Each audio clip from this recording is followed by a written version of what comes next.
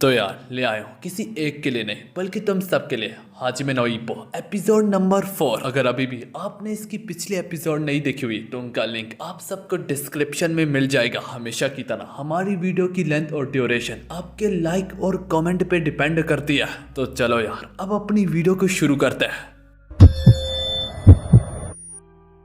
तो यार हमारी एपिसोड की शुरुआत उधर से ही होती है जहाँ पे ईप्पो सक्सेसफुली मियाटा को डिफीट कर डालता है और ये बात जान के वो खुद भी काफी ज्यादा हैरान हो रहा होता है और ये देख के ओकी और किमुरा को हैरानगी के साथ ही साथ काफी ज्यादा खुशी भी होती है। इसके बाद अब कैसे न कैसे करके मियाटा उठ के रिंग से बाहर चला ही जाता है और जब ईप्पो उसे बात करने के लिए आगे बढ़ने ही लगता है कि इससे पहले मियाटा का फादर ईप्पो को रोकते हुए कहने लगता है तुम एक गजब किस्म के बॉक्सर बनोगे। उसके बाद चीफ ईप्पो की तरफ बढ़ के उसे शाबाशी देते हुए कहने लगता है मुझे तुम्हारी मेंटेलिटी और तुम्हारा जज्बा काफी ज्यादा पसंद आया। तुमने आखिर तक अपने आप पे यकीन किया और हाँ जहाँ तक तुम्हारी टेक्निक्स वगैरह की ही बात है उसमें अभी भी काफी ज्यादा कमियां है, लेकिन फिक्र मत करो बच्चे, मैंने तो तुम्हें सब मियाटा से लड़वाने के लिए ट्रेन किया था। अब मैं तुम्हें ट्रेन करूंगा एक असली और महान प्रोफेशनल बॉक्सर बनने में। तो ये सब कह रही होता है कि इसी बीच में ईप्पो का सर चकराता है और वो रिंग में ही गिर जाता है। यूं ही ताकुमुरा अब अपने यूनिफॉर्म में से अपनी टाई को उतार के टांग डालता है। इसके बाद वो फूजी को एक मुस्कुराहट के साथ देखने लगता है और उसकी आंखें इस बात की साफ साफ गवाही दे रही थी कि उसे ईप्पो की काबिलियत पे काफी ज्यादा यकीन था। फूजी भी एक मुस्कुराहट के साथ ये शो करता है ईप्पो नाम के लड़के ने मुझे काफी ज्यादा इम्प्रेस किया है। फूजी ने ईप्पो की सारी तस्वीरें वगैरह खींच ली होती है, लेकिन वो चूंकि बेहोश हो गया होता है तो वो उसका इंटरव्यू नहीं ले सकता। उसके बाद कहानी मियाटा पे जाती है जो कि जिम में ही शावर ले रहा होता है, लेकिन उसे अपने आप पे काफी ज्यादा अफसोस और गुस्सा होता है। फूजी अपने ऑफिस पहुंच जाने के बाद ईप्पो के खतरनाक पंच की एक तस्वीर की कॉपी उसके जिम भी बजवाता है कि काफी ज्यादा फास्ट में और एक अच्छी मोमेंट पे खींची गई होती है।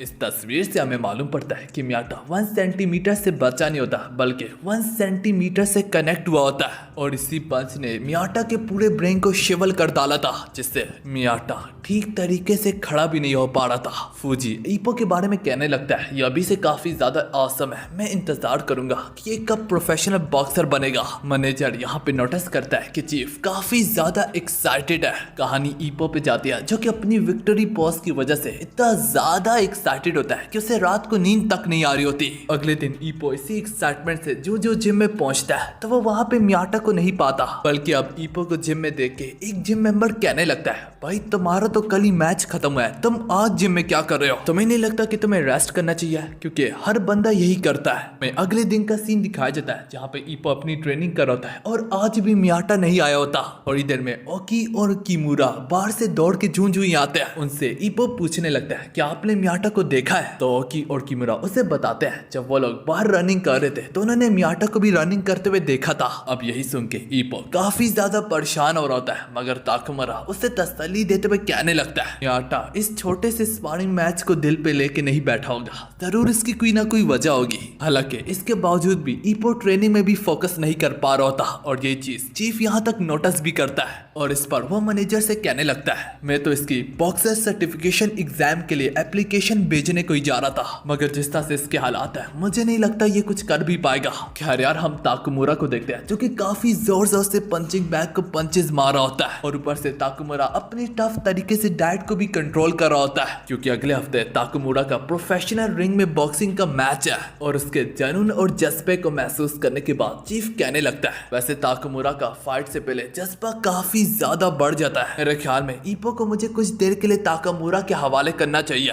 जो सुन के यागी के पैरों तले जमीन खिसक जाती है कि अगर ईप्पो ताकुमुरा का ट्रेनिंग मेन्यू फॉलो करेगा तो वो तो मर जाएगा। ताकुमुरा की ट्रेनिंग उस बच्चे से 50 गुना ज्यादा टफ है। ईप्पो जब रोड वर्क पूरा करके वापस जिम पहुंचता है तो चीफ उसे कहने लगता है तुम्हारे आने से पहले पहले ताकुमुरा अपने रोड वर्क पे निकल गया, तुम उसका पीछा करो, अभी फिलहाल तुम उसके साथ ही ट्रेनिंग अपनी जारी रखो। ईप्पो ताकुमुरा का पीछा करते करते नदी तक जा पहुंचता है जहाँ पे ताकुमुरा हवा में पंचेस वगैरह मार रहा होता है। ईप्पो को अपने सामने देखे ताकुमुरा उससे कहने लगता है मुझे चीफ ने बताया था कि तुम मेरे साथ ट्रेनिंग शुरू कर रहे हो। के बाद ताकुमुरा अच्छी खासी स्पीड में भागने लगता है और हम देख पाते हैं ईप्पो भी उसकी थोड़ी बहुत बराबरी कर पा रहा होता है, पर फर्क तो सिर्फ इतना होता है ताकुमुरा काफी देर तक अपनी फुल स्पीड पे भाग सकता है, ईप्पो थोड़ी देर में थकने लगता है। यहाँ तक वो इतना ज्यादा थक जाता है कि वो ताकुमुरा की खाक बराबर भी नहीं होता। इसके साथ ही साथ वो जिम में भी ताकुमुरा को काफी ज्यादा रफ पाता है। ईपो ट्रेनिंग करते दौरान ये रियलाइज करता है कि जहाँ पे ईपो की ट्रेनिंग खत्म होती है वहां से तो सिर्फ ताकुमुरा की शुरुआत होती है।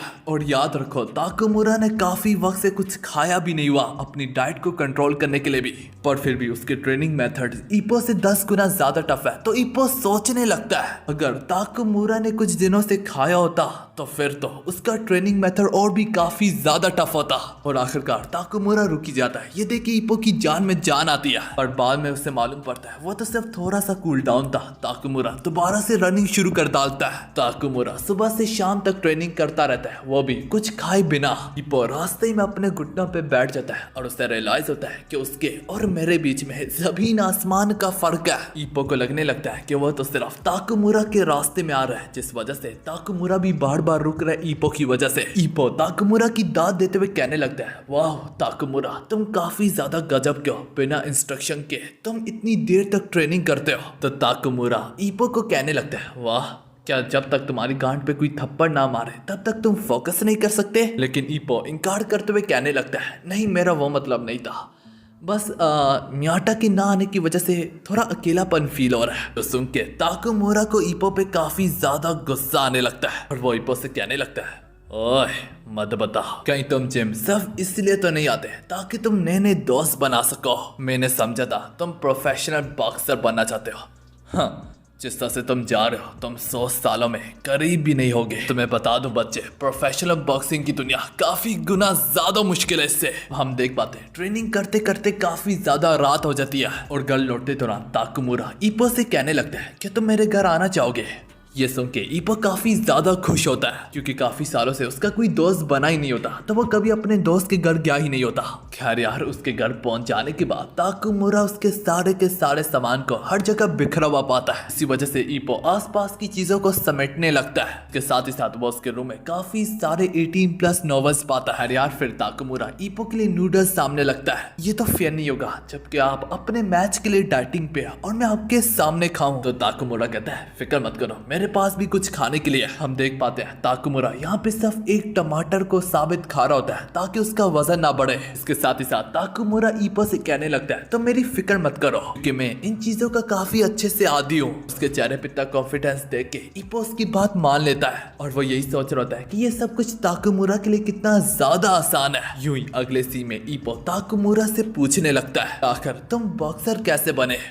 जिसके जवाब में ताकुमुरा कहता है कि मुझे ज्यादा याद तो नहीं है, मगर हाँ मैं पहले एक वक्त में काफी ज्यादा फाइटिंग किया करता था और यूं ही लड़ते लड़ते चीफ को मेरे अंदर थोड़ा सा टैलेंट दिख गया और यूं ही चीफ ने मेरी इंट्रोडक्शन बॉक्सिंग की दुनिया से करवाई। और मैं जब अपना पहला डेब्यू मैच जीता तो हर तरफ मेरे नारे लग रहे थे, जो चीज मुझे काफी ज्यादा पसंद आई। पर असल में ये सब कुछ ताकुमुरा काफी शॉर्ट में उसे बताता है। जब बार में गुंडों को पीटता था तो लोग मुझसे नफरत करते थे, पर जब मैं रिंग में उसी मुक्के से लोगों को पीटता था लोग मेरी काफी ज्यादा तारीफें करते थे। और इसमें मेरा ही क्या चाह रहा था, बस मुझे तो अपने फिस्ट हिलाने का मौका चाहिए था। ऊपर से लोग इसकी काफी ज्यादा तारीफें कर रहे थे। ये बात मुझे काफी ज्यादा पसंद आई। यूं ही ईपो और ताकुमुरा अब एक साथ यहीं पे सो जाते हैं। यहाँ पे ताकुमुरा को काफी ज्यादा तकलीफ हो रही होती है और इन्हीं आवाजों से जब ईपो की आंख जुजू खुलती है तो ये नोटिस करता है कि ताकुमुरा की भूख से जान निकली चली जा रही है और अपने आप को डिस्ट्रैक्ट करने के लिए ताकुमुरा बाहर बैल्कनी में जाके अब पूरी रात बॉक्सिंग की प्रैक्टिस करना शुरू करता है। तब कहीं जाके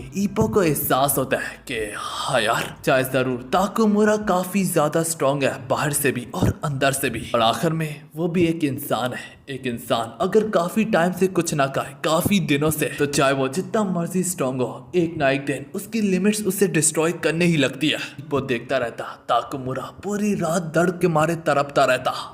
ये सब देख के ईपो के पैरों तले जमीन खिसक जाती है और वो खुद को कोसने लगता है और वो अपने मन में सोच रहा होता है, मैं कितना बड़ा पागल था, मैंने ये सोचा भी कैसे कि ये सब कुछ ताकुमुरा के लिए कितना ज्यादा आसान है। और जैसे कि ताकुमुरा कहता है कि बॉक्सिंग बच्चों का खेल नहीं है, यहाँ तक कुछ खाए बिना अगले दिन भी ईपो ताकुमुरा को काफी ज्यादा जुनून और जज्बे में पाता है। बिना खाए बगैर भी ईपो ताकुमुरा की कोई लिमिट नहीं पाता, और वो भी एक दिन से नहीं बल्कि ताकुमुरा अनजाने में पता नहीं कितने दिनों से कुछ नहीं खाता आ रहा। और इसी वजह से जहाँ पे ईपो एक वक्त में मियाटा का इंतजार कर रहा था, अब ईपो पूरे तरीके से समझ चुका होता है कि ताकुमुरा कितनी मेहनत कर रहा है। और चीफ भी यहाँ पे नोटिस करता है कि ईपो वापस लौट आया अपने जुनून और जज्बे की तरफ। चीफ को ईपो की आंखों में दोबारा से वो भड़कते हुए शोले दिखते हैं, वो जुनून और वो जज्बा। इसी वजह से तो चीफ ने ईपो को ताकुमुरा के हवाले किया हुआ था ताकि ईपो की आंखें खुल जाए कि तुम्हें पसीने के बजाय खून को बहाना पड़ता है एक प्रोफेशनल बॉक्सर खिलाने के लिए।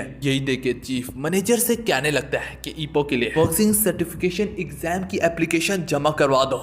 हमें दिखाया गया होता है एक हफ्ता गुजर जाता है, ईपो ताकुमुरा के साथ ट्रेनिंग ले रहा होता है और यहाँ तक ताकुमुरा ने एक हफ्ते से भी ज्यादा कुछ नहीं खाया होता। कल ताकुमुरा का प्रोफेशनल बॉक्सिंग मैच है। इसी पर ईपो कहने लगता है ये मेरा पहली बार होगा कि मैं किसी प्रोफेशनल बॉक्सर को लड़ते हुए रिंग में देखूंगा। ताकुमुरा भी उससे कहने लगता है ठीक है, मैं तुम्हें प्रोफेशनल बॉक्सिंग का मतलब सिखाऊंगा, ये मैच जीत के दिखा के। यूं ही फिर हमें अगले दिन के बारे में दिखाया जाता है जहाँ पे मिस्टर ताकुमुरा का मैच होता है, जहाँ पे ओकी और किमुरा के साथ ही साथ ईपो भी ताकुमुरा की चीयरिंग के लिए आया होता है। और ताकुमुरा का मैच देखने के लिए काफी ज्यादा भीड़ इकट्ठी हुई होती है, जहाँ पे ताकुमुरा जो रिंग की तरफ बढ़ा होता है सारे लोग ताकुमुरा की इज्जत के लिए खड़े हो जाते हैं। ताकुमुरा ऑडियंस में काफी ज्यादा पॉपुलर होता है। यहाँ पे हम देख पाते हैं उनका मैच शुरू भी हो जाता है, लेकिन हाँ ताकुमुरा ने चूंकि कुछ खाया नहीं होता, इस वजह से ताकुमुरा सही तरीके से मैच पे फोकस नहीं कर पा रहा होता। और इसके बावजूद भी ताकुमुरा अपने अपोनेंट के हमलों को सहते हुए एक ही पंच से उसे नॉकडाउन कर डालता है। वो पंच इतना ज्यादा स्ट्रॉन्ग होता है कि यहाँ तक उसका अपोनेंट दोबारा कोशिश तक नहीं करता अपने पैरों पे खड़े होने की। इसी तरह ताकुमुरा ये मैच जीत जाता है। वो ताकुमुरा को रिंग में काफी ज्यादा कूल पाता है। ईपो ताकुमुरा की तरह बनना चाह रहा होता है और इसके साथ ही साथ ईपो के दिल में काफी गहरी ख्वाहिश होती है कि वो भी जल्द से जल्द प्रोफेशनल बॉक्सर खिलाए। अब ईपो घर लौट के जा रही होता है कि रास्ते में उसकी मुलाकात मियाटा से होती है। मियाटा ईपो से कहता है कि मैं तो ना सिर्फ ताकुमुरा को चीयर अप करने आया था, बल्कि मैं तुमसे भी मिलने आया हूँ। ईपो मैं तुम्हें यहाँ पे चैलेंज करने आया हूँ, हमारे बीच का यहाँ पे ड्रा हुआ। एक पहले मैं तुमसे जीता था, अब दूसरा तुम जीते हो, तीसरा हम प्रोफेशनल रिंग में डिसाइड करेंगे कि कौन हम में से चैंपियन बनेगा। और ये बात सीधा जाके ईपो के दिल पे छू जाती है। मगर हाँ, मैं जिम को क्विट कर चुका हूँ और अपने फादर के साथ अपनी जर्नी को शुरू कर रहा हूँ, क्योंकि अगर हम लोग सेम जिम में हो तो हम प्रोफेशनल बेसिस पे एक दूसरे से नहीं लड़ पाएंगे। इसके बाद हमें कुछ समय बाद दिखाया जाता है और आज ईपो का बॉक्सिंग सर्टिफिकेशन एग्जाम होता है। अगर ईपो इसमें पास हो गया तो वो प्रोफेशनल बॉक्सर खिलाएगा। एग्जाम हॉल के अंदर ताकुमुरा ईपो के साथ जाएगा। इसके साथ ही साथ ताकुमुरा ईपो को ये बता देता है कि मियाटा जो है उसने अपना एग्जाम कब का दे दिया हुआ है और यहाँ तक वो आसानी से पास भी हो गया। और अब अगले सीन में ईपो ऑलमोस्ट एग्जाम हॉल पहुंच ही गया होता है ताकुमुरा के साथ। और वहाँ पे ताकुमुरा यहाँ तक वो साइकिल वाली लड़की को भी पाता है। यहाँ पे ताकुमुरा नोटिस करता है कि ईपो तो उस लड़की के ख्यालों में खो ही गया। इसके बाद ईपो की बॉडी का वेट चेक किया जा रहा होता है, क्योंकि ईपो का 124 पाउंड्स वजन होता है। इस सब के बाद यहाँ पे फिर ईपो को रिटन एग्जाम भी देना पड़ता है, कि ताकुमुरा बाहर बैठ के ईपो का इंतजार कर होता है कि वहाँ पे ताकुमुरा यहाँ तक फूजी को भी पाता है। फूजी एज यूजुअल न्यूज वगैरह के लिए इंफॉर्मेशन इकट्ठी कर रहा होता है। वो ताकुमुरा को बताता है कि चाहे जरूर वो ईपो के लिए भी आया है, लेकिन इसके साथ ही साथ यहाँ पे एक और बॉक्सर भी है जिसने मेरी इंटेंशन को अपनी तरफ कर दिया है। और मैं आप सभी को बता दूं, अगर ईपो बनेगा भी बॉक्सर तो वो फेदर वेट बॉक्सर खिलाएगा। याद रखो, बॉक्सिंग में डिफरेंट टाइप्स ऑफ कैटेगरी होती है, जैसे कि middle wait, heavy weight etcetera. हाँ, रिटर्न एग्जाम के दौरान ईपो यहाँ तक अपना एक नया दोस्त भी बनाता है और उन्हीं के बीच में वहाँ पे एक अनजान घमंड वाला शख्स भी होता है, जो कि काफी ज्यादा स्ट्रॉन्ग होता है और इसी की वजह से उसे अपनी एबिलिटीज पे काफी ज्यादा भरोसा होता है। इसी में हम ईपो को बाथरूम में देखते हैं, जो कि काफी ज्यादा नर्वस होता है, पर वहाँ पे ताकुमुरा उसे शांत करने आता है। और फिर यहाँ पे ईपो का स्पारिंग मैच होता है, जिसकी शुरुआत में ईपो का अपोनेंट बिना वक्त गवाए बगैर फौरन से ईपो पे टूट पड़ता है। इसके हमले को ईपो काफी इजीली डॉज कर लेता है। इसके तुरंत बाद ईपो का अपोनेंट उस पे लगातार हमले करता रहता है, जो कि ईपो काफी इजीली एक से एक को डॉज करता रहता है। मेरे भाई लोगों, वो उसके पंचेस को आसानी से देख पा रहा होता है और उनको देख के अपने मन में सोचने लगता है कि मियाटा की लाइटनिंग स्पीड के आगे तो इनकी स्पीड टर्टल जैसी है। और इसका यही मैच फूजी भी देख रहा होता है। ताकुमुरा को काफी ज्यादा ईपो पे फखर होता है। ईपो उसके सारे हमले को डॉज करते हुए अपना पंच सीधा उसके मुंह पे पे दे मारता है, जिससे ईपो के अपोनेंट की सारी रिदम यहीं पे टूट जाती है। ईपो को एक सुनहरा मौका मिलता है और अपने अगले पंच से ईपो से नॉकडाउन कर डालता है। यही मैच वो घमंड वाला कैंडिडेट भी देख रहा होता है। फिनिश कर जाने के बाद ईपो की जान में जान आती है। यही देख के सारे लोग चौंक जाते हैं कि ईपो ने उसे कितनी इजीली हरा दिया बिना किसी मेहनत के। इसके बाद अगला मुकाबला ईपो के उसी दोस्त का होता है जो कि ईपो ने अभी हाल ही में ही बनाया होता है, और उसके दोस्त का मुकाबला उसी घमंड वाले कैंडिडेट के साथ होता है। मैच शुरू होने से पहले वो अपनी शक्ल की तरह ही एक अजीब सा स्टैंस ले लेता है, और यही उसका अजीब सा दिखने वाला स्टैंस असल में काफी ज्यादा पावरफुल है। उसे ये स्टैंस लेता देख के यहाँ तक ताकुमुरा भी काफी ज्यादा इंप्रेस होता है, और वो फूजी से कहने लगता है, तो अच्छा ये है वो अगला बंदा जो कि तुम ईपो के साथ ही साथ इससे भी देखने आए हो। हम देख पाते हैं इस अजीब के स्टैंस से उसने इतनी ज्यादा ट्रेनिंग की होती है कि उसकी जैगिंग्स वगैरह काफी ज्यादा फास्ट होती है।